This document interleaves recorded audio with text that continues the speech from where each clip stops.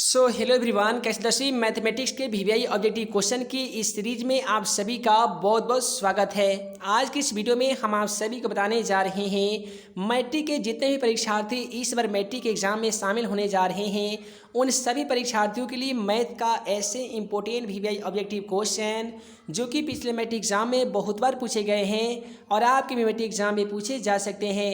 तो अगर आप इस बार मैट्रिक का एग्ज़ाम देने वाले हैं तो वीडियो को शुरू से अंत तक देखना बिल्कुल ना भूलिएगा।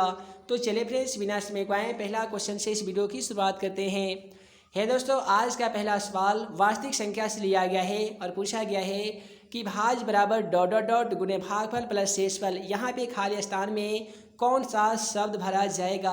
पहला ऑप्शन में दिया गया भाजक, ऑप्शन बी में दिया गया महत्तम समापवर्तक, सी में दिया गया है लघुत्तम समापवर्तक, डी में दिया गया है अभाज्य। तो जैसा कि आप सभी को मालूम होगा कि हमारा वीडियो सीरीज का पहला क्वेश्चन के जवाब आप सभी को वीडियो के नीचे जाकर कमेंट बॉक्स में इसका सही जवाब लिखना होता है। तो क्वेश्चन नंबर 67 का क्या सही जवाब होगा, आप जल्दी से वीडियो के नीचे चले जाइए और कमेंट बॉक्स में आप अपना आंसर लिख सकते हैं।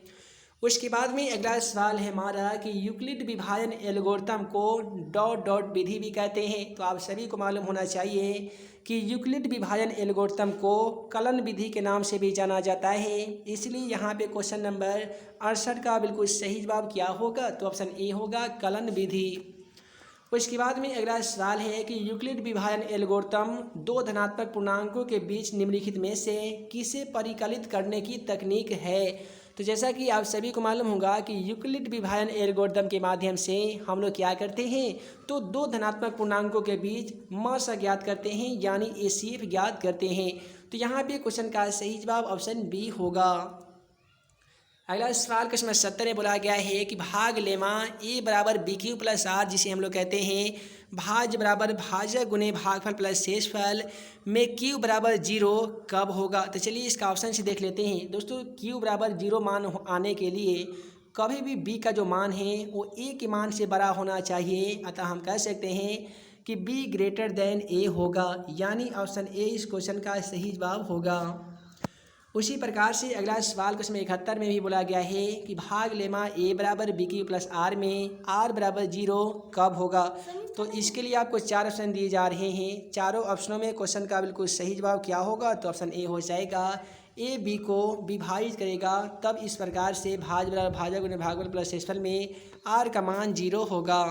उसके बाद में अगला सवाल तो काफ़ी सिंपल पूछा गया है। दिया गया है 0.23 और फिर दिया गया 0.22 और दोनों पे रेक्रीन अर्थात बार दे दिया गया है और आपसे बोला गया है कि दोनों संख्याओं को जोड़िए। तो आसानी तरीके से जोड़ लीजिए। 3 2 5 हो जाएगा, 2 2 4 हो जाएगा और 0 को सेम टू सेम लिखिए, दोनों पे रेक्री लगा दीजिए। तो यानी क्वेश्चन का सही जवाब 0.45 होगा, यानी इसका ऑप्शन ए क्वेश्चन का सही जवाब हो जाएगा। उसके बाद में अगला सवाल देख लीजिए। अगला सवाल ये बोला गया है ए और बी अभाज्य कहलाते हैं क्योंकि। तो जैसा कि आप सभी को मालूम होगा कि अभाज्य हम लोग उसे कहते हैं जिन संख्याओं का मसा 1 होता है उसे हम लोग अभाज्य कहते हैं। जैसे ए और बी को देख लीजिए, तो ए और बी हो गया, पी और क्यू हो गया। इन सभी संख्याओं का जो मसा है वो हमेशा 1 होता है, इसीलिए हम लोग इसे अभाज्य संख्या के नाम से जानते हैं। अगला सवाल 74 में बोला गया है कि 2 या 2 से अधिक अभाज्य संख्याओं का मस कितना होता है। आप सभी को मालूम होगा कि वैसी संख्या जिसमें स्वयं तथा 1 से भाग लगती हो वैसे सभी संख्याओं को हम लोग अभाज्य संख्या कहते हैं। तो यहाँ पे हम लोग क्या करते हैं, कोई भी 2 अभाज्य संख्या ले लेते हैं। जैसे 2 और 3 को ले लीजिए, तो 2 3 का जब आप एलसीएम ज्ञात कीजिएगा तो यहाँ पे देख लीजिए, यहाँ पे 2 एकम 2 ये कट जाएगा। तो इस प्रकार से इसमें इसका एलसीएम 1 आ रहा है। कोई भी आप लगातार 2 अभाज्य संख्या ले लीजिएगा, उसका आपको एसीएफ ज्ञात कर देना है। जैसे ही एसीएफ अर्थात मसा ज्ञात कीजिएगा, प्रत्येक स्थिति में क्वेश्चन का सही जवाब आपको 1 आएगा। अतः क्वेश्चन का सही जवाब ऑप्शन ए होगा। अगला सवाल क्वेश्चन 75 को देख लीजिए कि 2 संख्याओं का मसा 25 है, लसा 50 है, तो संख्याओं का गुणनफल क्या होगा। तो देख लीजिए आसानी तरीके से मसा प्राप्त है, लसा प्राप्त है, तो हम लोग क्या करेंगे, संख्याओं का गुणनफल ज्ञात करना है ना, तो दोनों में गुना कर लीजिए। यानी 25 में आपको 50 से गुना कर देना होगा। आप सभी को मालूम होगा कि 25 पचे 125 होता है। एक जीरो यहाँ पे छोड़े थे तो एक जीरो बैठा देंगे, तो 1250 मल्टीप्लिकेशन करने पे आंसर आ जाता है। इसलिए क्वेश्चन का सही जवाब ऑप्शन बी होगा। उसके बाद में बोला गया है कि दो संख्या 25 और 50 के एलसीएम और एलसीएम का गुणनफल क्या होगा। तो इसमें भी आपको गुना करना होगा, यानी 25 में 50 से गुना कीजिएगा तो 1250 आ जाएगा, यानी आपका ऑप्शन 20 क्वेश्चन का सही जवाब हो जाएगा। उसके बाद में इसी प्रकार से अगला सवाल क्वेश्चन 77 को देख लीजिए। बोला गया है कि किसी धनात्मक पूर्णांक ए तथा बी के लिए ए बी का मस गुणे ए बी का लसन निम्नलिखित में से किसके बराबर होता है। तो हमेशा के लिए जान जाइए कि जब भी ए और बी दो धनात्मक पूर्णांकों के बीच ए कोमा बी और ए कोमा बी का गुणनफल पूछेगा ना, तो हमेशा इसका सही जवाब ए गुणे बी होगा। इसी प्रकार से 78 में ही बोला गया है कि ए और बी का लसा निम्नलिखित में किसके बराबर होगा। तो मौसा बराबर भी वो होगा ए गुणे बी और लसा भी बराबर भी होगा ए गुणे बी। अतः क्वेश्चन का सही जवाब ऑप्शन सी हो जाएगा। उसी प्रकार से अगला सवाल क्वेश्चन 79 को देख लीजिए कि दो अभाज्य संख्या ए और बी का मौसा निम्नलिखित में से क्या होगा। तो ए का गुणनखंड कैसे कीजिएगा, तो ए गुणे ए कीजिएगा। बी को कैसे कीजिएगा, तो ए गुणे बी कीजिएगा। अब देखिए यहाँ पे दोनों संख्या जो उभयनिष्ठ मिलती है उसे हम लोग मौसा कहते हैं। तो इन अभाज्य गुणनखंड में दोनों में जो कॉमन मिलने वाली संख्या है, दोनों में उभयनिष्ठ होने वाली संख्या है वो एक है। अतः ए और बी का जो मौसा होगा ना वो एक होगा, यानी ऑप्शन डी इस क्वेश्चन का सही जवाब होगा। उसके बाद में बोला गया है दो क्रमिक सम संख्याओं का एचसीएफ क्या होता है। यहाँ पे दो क्रमिक सम संख्या को एचसीएफ ज्ञात करके बता देना होगा कि आखिर उसका एचसीएफ जो है वो कितना आएगा। तो यहाँ पे हम लोग क्या करेंगे कि दो क्रमिक कोई भी संख्या ले लेंगे, और वो भी कैसी संख्या, तो सम संख्या। सम संख्या किसे कहते हैं, तो वैसी संख्या जिसमें दो से भाग लगती हो उसे सम संख्या कहते हैं, और वैसी संख्या जिसमें दो से भाग नहीं लगती है उसे हम लोग विषम संख्या कहते हैं। तो आइए 2 और 4 सम संख्या ले लेते हैं। तो ये 2 दूनी 4 हो जाएगा। कटने के बाद जो आपका एचसीएफ आएगा ना वो 2 आएगा। उसी प्रकार से अगर आप 10 लेते हैं और 12 लेते हैं तो 10 से कम 10 हो जाएगा, ये 2 आएगा, फिर 10 आएगा, फिर 5 दूनी 10। इस प्रकार से भी क्वेश्चन का सही जवाब 2 आ रहा है, यानी प्रत्येक स्थिति में क्वेश्चन का सही जवाब 2 होगा। अतः इसका ऑप्शन 20 क्वेश्चन का राइट आंसर होगा। अगला सवाल यहाँ पे 81 को देख लीजिए। बोला गया है यदि P1 तथा P2 दो विषमाभाज्य संख्या है, जबकि P1 ग्रेटर देन P2 तो P1 square minus P2 square बराबर क्या होगा। तो जब ये जो दोनों अगर अभाज्य संख्या होगा ना तो जाहिर सी बात है कि यह एक सम संख्या होगा। उसके बाद में बोला गया है कि दो धनात्मक पूर्णांक a तथा b को a बराबर पी क्यू आर तथा b बराबर पी स्क्वायर क्यू कर सकते हैं। इसके रूप में अगर हम लिख सकते हैं जहाँ पे p और q अभाज्य संख्या है तो a और b का लघुत्तम समापवर्तक जिसे हम लोग एलसीएम के नाम से जानते हैं वो क्या हो जाएगा। तो इसका जब हम लोग एलसीएम ज्ञात करेंगे ना तो देख लीजिए यहाँ पे p स्क्वायर है और यहाँ पे q है। तब p स्क्वायर q में जब आप गुना कीजिएगा यानी p में अगर गुना देख लीजिए फिर से समझिए, ये p स्क्वायर में यदि आप p से गुना कीजिएगा तो जाहिर सी बात है ये p पावर q हो जाएगा। उसी प्रकार से q में अगर q से गुना कीजिएगा तो q स्क्वायर हो जाएगा। तो उस प्रकार से जो ऑप्शन है ऑप्शन सी में दिखाई दे रहा होगा। तो क्वेश्चन 82 का यहाँ पे सही जवाब सी होगा।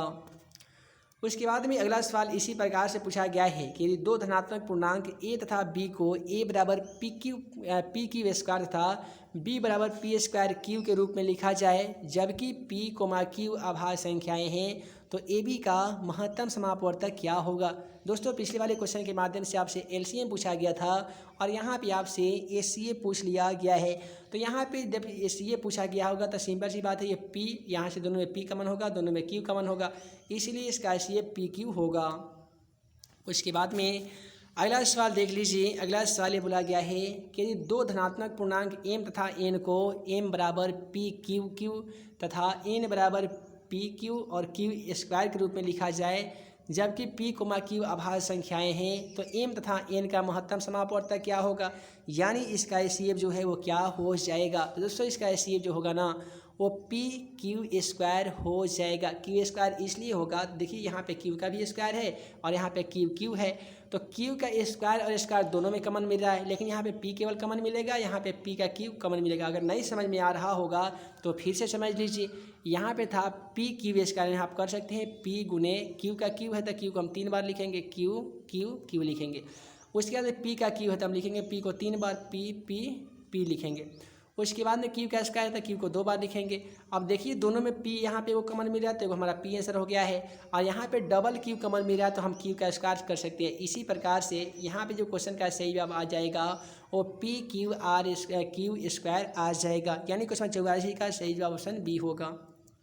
उसके बाद में यदि ए तथा 18 का लघुत्तम समापवर्तक जिसको हम लोग एलसीएम कहते हैं वो 36 है, तथा ए और 18 का महत्तम समापवर्तक 2 है, तो ए का मान क्या होगा। बहुत ही सिंपल तरीका है इस क्वेश्चन का ज्ञात करने के लिए। देखिए क्वेश्चन 85 का जो सही जवाब होगा ना वो 4 होगा। कैसे होगा, तो ऐसा कीजिए, आपको ये एलसीएम दिया गया है, एचसीएफ दिया गया और एक संख्या यहाँ पे दे दिया गया है, तो आप 36 गुने यहाँ पे 2 कर सकते हैं और यहाँ पे 18 कर सकते हैं, तो 18 दूनी 36 हो जाएगा और 2 में 2 से गुना कीजिएगा तो जाहिर सी बात है 4 ना आएगा, इसीलिए क्वेश्चन का सही जवाब ऑप्शन सी होगा 4।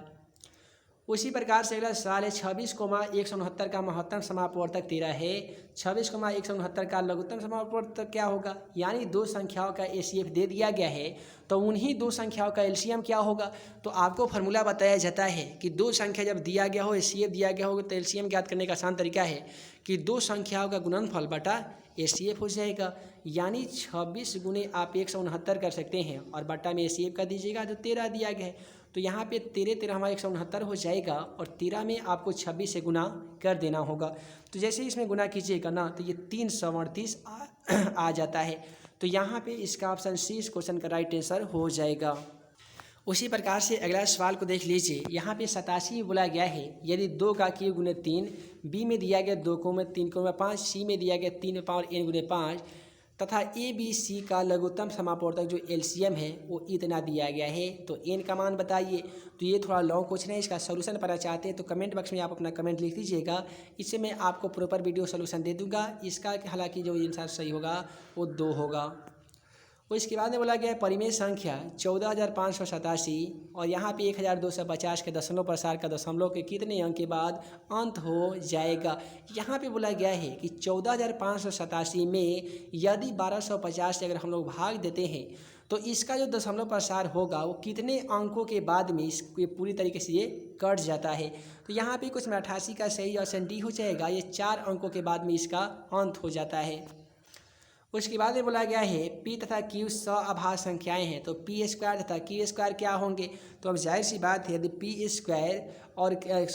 और क्यू सअभाज्य संख्या है तो इसमें स्क्वायर भी कर दीजिएगा, तो ये संख्या थोड़े ना बदल जाएंगे, उस समय भी आपको रहेंगे सअभाज्य संख्या।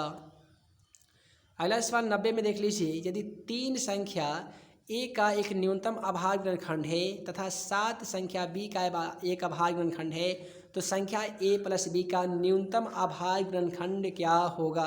तो यहाँ भी क्वेश्चन 90 का बिल्कुल सही जवाब ऑप्शन बी हो जाएगा, इसका जो न्यूनतम अभाज्य ऋणखंड होगा ना वो 2 हो जाएगा। उसके बाद में बोला गया है कि सबसे न्यूनतम संख्या जिससे √27 से गुना करने पर एक प्राकृत संख्या बन जाती है उसे हम लोग क्या कहते हैं। काफ़ी सिंपल सवाल दिया गया है, वह कौन ऐसा न्यूनतम संख्या नहीं, वो छोटी से छोटी संख्या क्या होगी जिसको हम लोग √27 से गुना करते हैं ना तो यह एक प्राकृत संख्या बन जाती है। तो वो √3 होता है। क्यों होता है, तो 3 3 9 9 3 27 होता है ना, तो इसको जब क्यों करते हैं तो इसलिए यहाँ पे क्वेश्चन का सही जवाब √3 होगा। उसके बाद में क्वेश्चन 92 में देख लीजिए, क्वेश्चन 92 आपके मैट्रिक एग्जाम के दृष्टिकोण से काफ़ी इंपॉर्टेंट है। बोला गया है यदि n एक प्राकृत संख्या है तो 9 पावर 2n दिया गया है, -4 पावर 2n सदैव विभाजित होगा। देखिए यहाँ पे विभाजित होने के लिए हम लोग क्या करेंगे, n का जो मान है वो 5 या 13 दोनों रख लीजिए, तो प्रत्येक स्थिति में क्वेश्चन का सही जवाब हो जाएगा सही, क्योंकि ये 5 और 13 रखने पर ये विभाजित हो जाती है। उसके बाद में आइए अगला सवाल दिखा देते हैं, क्वेश्चन नंबर यहाँ पे 93 को। तो क्वेश्चन नंबर 93 बोला गया है यदि n एक प्राकृतिक संख्या है तो 6 पावर n - 5 पावर n का इकाई अंक क्या हो जाएगा। यहाँ पे आपसे इकाई अंक पूछ लिया गया है, तो इकाई अंक यहाँ पे 1 हो जाएगा, तब ही आपका प्राकृतिक संख्या होगा। उसके बाद में बोला गया यदि 2 परिमेय संख्याओं का महत्तम समापवर्तक यानी एचसीएफ जो है वो एलसीएम का मान के समान है तो वह संख्या कौन सी होनी चाहिए। तो यहाँ पे क्वेश्चन 94 का सही जवाब ऑप्शन डी होनी चाहिए। जब भी एचसीएफ और एलसीएम जब समान होगा तो जाहिर सी बात है उस संख्या भी क्या होगा, समान होगा, यानी बराबर होगा। उसके बाद में 95 में बोल दिया गया है कि यदि 2 संख्याओं के महत्तम समापवर्तक जिसको हम एचसीएफ कहते हैं तथा लघुत्तम समापवर्तक जिसे हम लोग एलसीएम कहते हैं, इसका जो योगफल है यानी दोनों का जोड़ है वो 1260 है। यदि उनका लघुत्तम समापवर्तक जिसको हम लोग एलसीएम कहते हैं, महत्तम समापवर्तक यानी सीएफ से 900 अधिक है तो वह संख्या का गुणनफल क्या होगा। तो उस संख्या का गुणनफल पूछा गया है, तो ऐसा कीजिए 1260 दिया गया है और 900 यहाँ पे दे दिया गया है, दोनों में मल्टीप्लिकेशन कर दीजिए और आपका जो क्वेश्चन का बिल्कुल सही जवाब आ जाएगा ना, क्वेश्चन 95 का ऑप्शन बी आ जाएगा। ये आएगा 1,94,400, ठीक है, यानी आपका ऑप्शन ए इस क्वेश्चन का राइट आंसर होगा। अगला सवाल, जब 3 से अधिक आभाज्य संख्या के वर्ग को 6 से विभाजित करते हैं तो शेषफल कितना आ जाता है। तो यहाँ पे आइए 96 को सॉल्व करते हैं।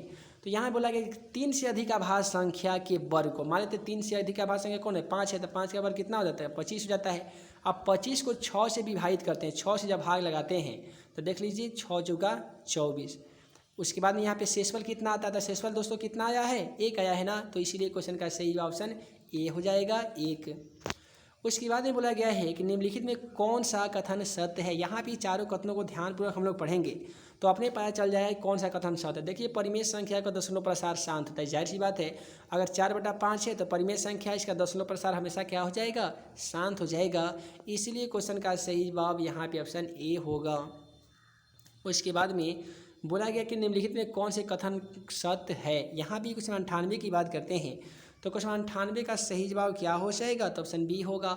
2 परिमेय संख्याओं का योग सदैव परिमेय संख्या होता है, यानी जब भी 2 अपरिमेय संख्या को जोड़ते हैं ना, एग्जाम्पल के तौर पे मान लेते 2 अपरिमेय संख्या √3 है और √3 को जब जोड़ेंगे तो ये हमेशा परिमेय संख्या हो जाएगा।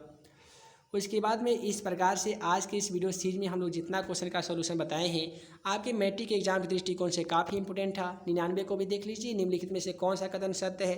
तो 99 को देखिएगा ना, तो यहाँ पे कथन आपको सत्य ऑप्शन बी मिलेगा। एक परिमेय संख्या एवं एक अपरिमेय संख्या का योग हमेशा एक अपरिमेय संख्या होता है। परिमेय संख्या 1/2 मान लीजिए और इसमें अपरिमेय संख्या 1/√3 मिला दीजिए। अब इसका जो योग होगा, जोड़ होगा, वो हमेशा अपरिमेय संख्या होगा। फिर बोला गया है निम्नलिखित में से कौन सा कथन सत्य है, यानी कौन सा कथन है जो सही है। तो सी को देखिए, 2 परिमेय संख्याओं का योग हमेशा अपरिमेय संख्या नहीं होता है, यानी 2 परिमेय संख्या को जब जोड़ेंगे ना तो हमेशा जाहिर सी बात है परिमेय संख्या नहीं होगा। इसीलिए आपका ऑप्शन सी इस क्वेश्चन का राइट आंसर हो जाएगा।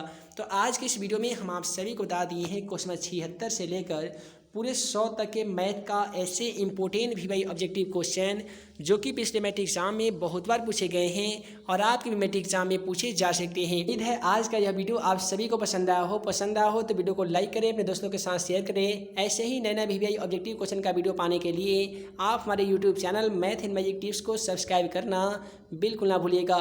तो हे दोस्तों, हम जल्द मिलेंगे अगले वीडियो में नए VY क्वेश्चन के साथ। तब तक के लिए वीडियो देखने के लिए बहुत बहुत धन्यवाद।